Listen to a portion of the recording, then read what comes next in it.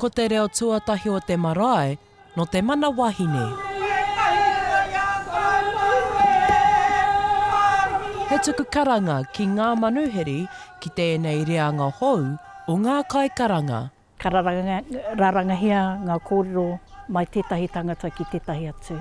Ka tae te hono tētahi, ko te ihirangaranga, ka rongo o manuhiri, ki te ihirangaranga o kutipuna.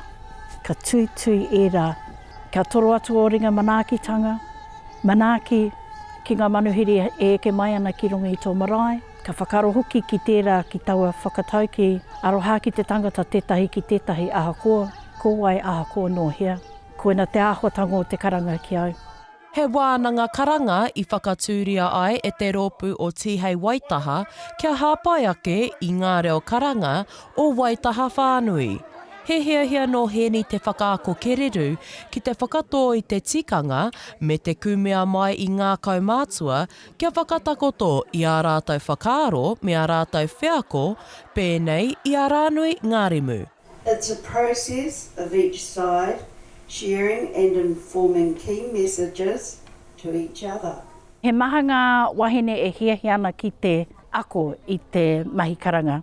E pai tērā, engari etahi wā ki taku kitenga, kaore etahi o rātou e tino mōhio ana ki ngā tikanga o te reo karanga.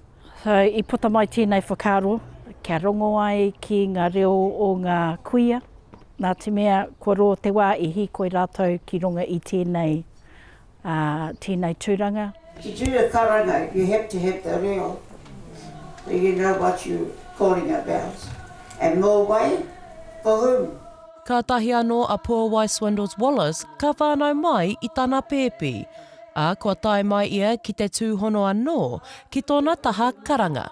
Hearing from taua Rānui, the power of karanga and just sort of her experiences with stopping the wind. Just the confirmation that it is it's such a deep task if you're going to stand in karanga, to take that on with all the preparation. Responsibility, to be sensible and make sure that you maintain the mahi that they've been doing.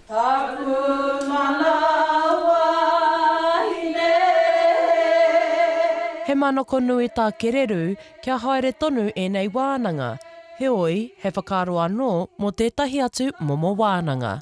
I te wā i tuku ati tēnei pānui, rua haura, i ki, ko tahi rau. So whakaaro me whakahaere tētahi anō wēnei, mō rātou kare anō i tai mai.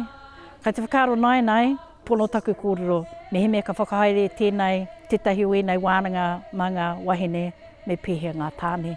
So kua pota mai tērā whakaaro.